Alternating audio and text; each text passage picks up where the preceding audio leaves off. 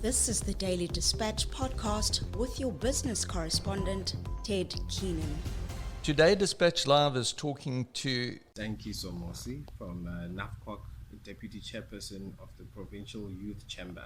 and this event that your Nafcoc chamber's getting involved in is rather massive. It's basically opening up mining in Eastern Cape to all people, specifically the youth. What are you expecting from this conference? Thank you for the question. This conference really puts emphasis on a inclusive South Africa that includes young people, women, and people with disabilities. And Nafcoc is standing taller than it's ever been at this time to really be at the forefront of driving that change, of driving that narrative and opening the opportunities so that we could have a clear, direct way.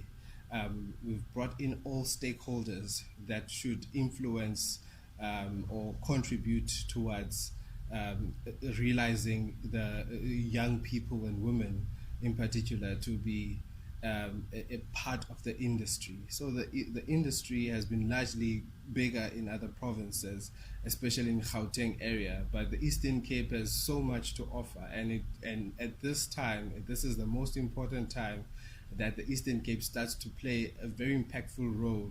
And a conversation without the right people just becomes a conversation, but Nafcoc is creating a platform where we have the right people from government, from private sector, and the potential young people who are ready to step into the industry, to be part of the spark that we're starting on. And this is a very high profile event that we're doing, and we intend to see results therein in a very timeless fashion. When you started doing your research into the mining industry, were you surprised at the number of minerals, etc., that are available in the Eastern Cape? I was very much surprised, and I think partly on the other side, I also hold the view that there's still more that has not been touched or really exploited by government in particular, by providing the geotech reports that would really open the doors for more young people to understand in which geographic areas in the province can they look towards exploring and really in investing and working with DFIs and working with other stakeholders as well, in order to realize the real potential that lies within the mining sector in the Eastern Cape. There's definitely room for more research to be done. There's definitely room to especially that we're largely a manufacturing province. As much as it's splitted between agriculture and also manufacturing, we have the strong automotive industry that utilizes some of the minerals that are found in mining, the micas and that like. So there's a lot of potential.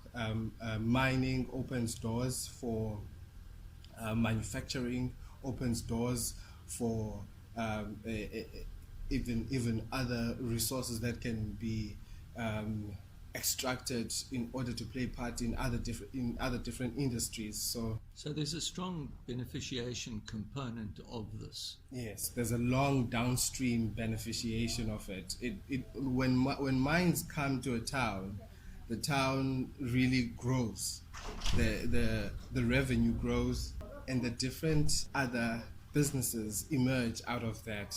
Housing becomes a need, and it really brings more life into it. And the Eastern Cape is quite in a good position with the universities that we have along to do more extensive research, and with the harbors that we have to export our products. Hopefully we could export finished products as the Eastern Cape, rather than the norm that South Africa has been doing, exporting minerals out. But we could have mining that is linked with manufacturing. There's a commitment from Nafcoc and also the other organization that there will be a strong focus on education, that they will take a number of youths, I think young people, should I say, I think they spoke about 100, and train these people up in the mining industry. Is this what the sort of thing that Nafcoc wants to see? This is something that we have been in discussion about, the importance of aligning business with the education sector so that they both complement each other. And we want to create sustainable businesses going forward. We've seen what COVID-19 has done to various businesses, but I think with a more open-minded young person that has been given all the tools at the early stages of their journey into becoming industrialists and various other contributors into society, in business in particular, education is quite fundamental to achieving or realizing that goal. So Nafcoc is taking the position of taking in young people and putting them through incubations and also mentoring, but we want also structured, accredited training that can be recognized by industry and recognized even externally out of South Africa, so that they can become not just local players, but we want to build international players coming from a rural province such as the Eastern Cape. The mines around the country, especially up in the Free State and Gauteng, have become towns on their own, and quite significant towns. This, as far as Eastern Cape goes, would take a lot of pressure off Gqeberha and East London to set up towns right where the minerals are found. Is this another aim of Nafcoc? It's definitely in line with the NDP. If you remember, the president spoke about smart cities that should be created. So mining and industry, when they invest in such such provinces like the Eastern Cape and create new towns, that creates new industries, new involvement of people, because Eastern Cape has been viewed as a labor contributing province across the country. But imagine if we could retain that labor, because labor on its own, it's a resource that should be cultivated properly so that it can really contribute at a longer term and really enrich the province, as it has a lot of potential.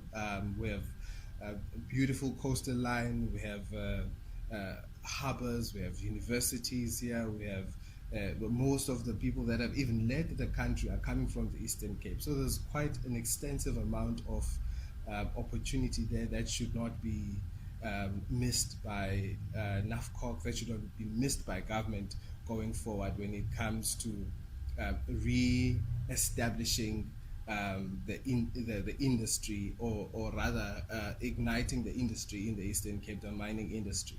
As a final question, mining has not been that well received in certain villages, primarily because I don't think the villagers were consulted properly. Is this something that Nafcoc is hoping to overcome, this reluctance to accept mines? Yes, it's a position that we are taking, and what is important is the inclusion of all stakeholders at the initial stage, not at the finalization when it's actually being implemented. So Nafcoc is taking the route where we also include a interpretation of from the English into Xhosa or various other languages that are used in that particular community, so that people don't feel left out. They see the whole benefit, they see the whole opportunity that lies there, and then they could also become part of the stakeholders that are represented there. Because all companies, especially in mining, they do have community liaisons that they set up, and the community feels included into the entire plan of growing their villages and growing their communities at a larger extent. So a top-down approach does not work. We need top down and also bottom up, and that's who we are. We are a rural community. We discuss things under a tree. We finalize things, and even our sayings do stipulate that it takes a village to grow a child.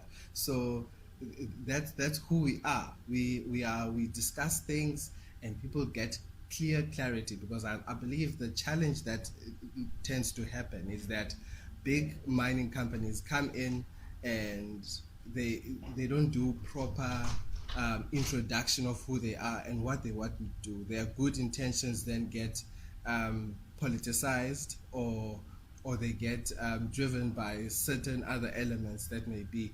But a miscommunication and not speaking even the language of the people, that's not the right way of even approaching the people at the first point. So you have to meet the person at their table.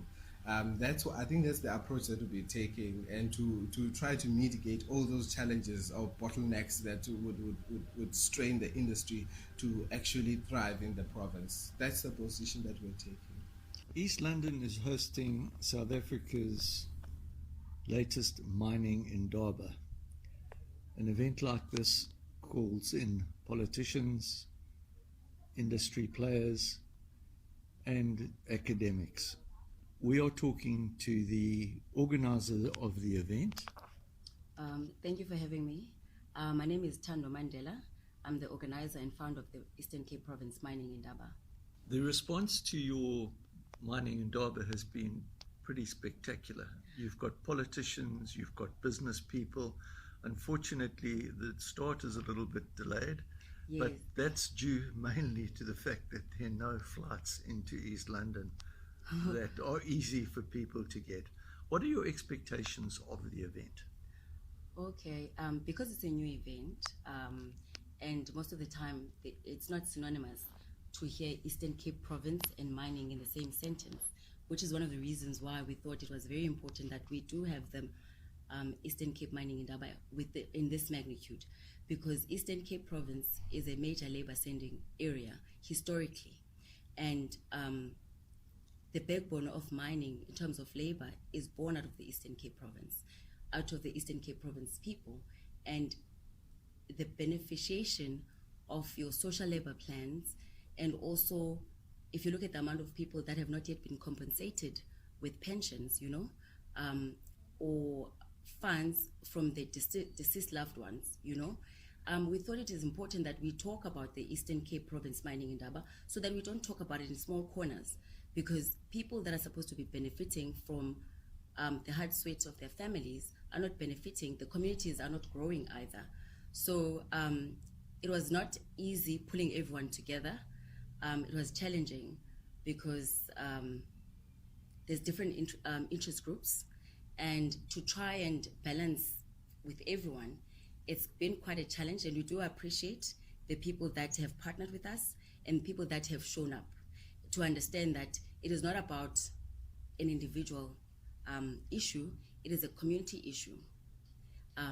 And also, if yes, you mentioned something important in terms of time. There's been a delay in terms of our starting time, because we had a lot of people responding positively, and to capacity also.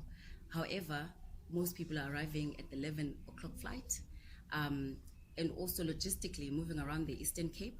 And also something that we should mention, COVID-19 pandemic had a negative impact in terms of business people, and that also with the increase with pricing in your petrol, it has been quite difficult for people to be where they need to be, especially on time.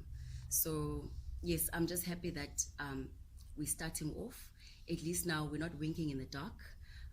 We are here. We're telling the mining industry that see us, and also we're trying to humanize the mining industry, because people are suffering.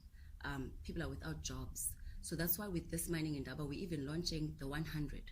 The 100 is our education facilitation program. So we're going to select 100 people.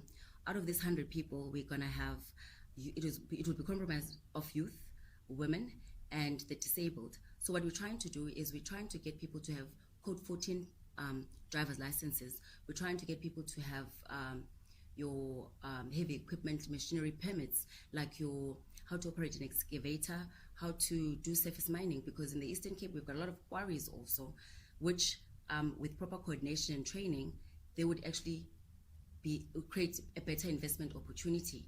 And also, if you look at logistics, I mean, if someone has a code 14 transportation, and if you look at the NDP 2030 and 2050, transportation, logistics is going to grow exponentially. Infrastructure is going to grow exponentially. So if we now get people ready to access the market in terms of the workplace, in terms of transportation and logistics, then I think if we achieve this 100 by 2023, so that when we come back again for the next mining indaba, we're able to say what our KPIs in terms of, has this worked?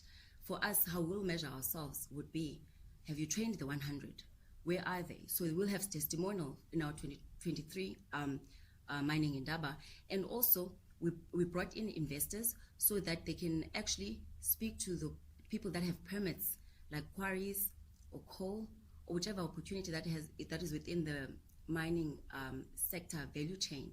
So that is your logistics, your contractor, to see how best to attract investment, and perhaps where you get banks, your traditional banks, not financing your trucks and tractors because of the risk that is associated with it.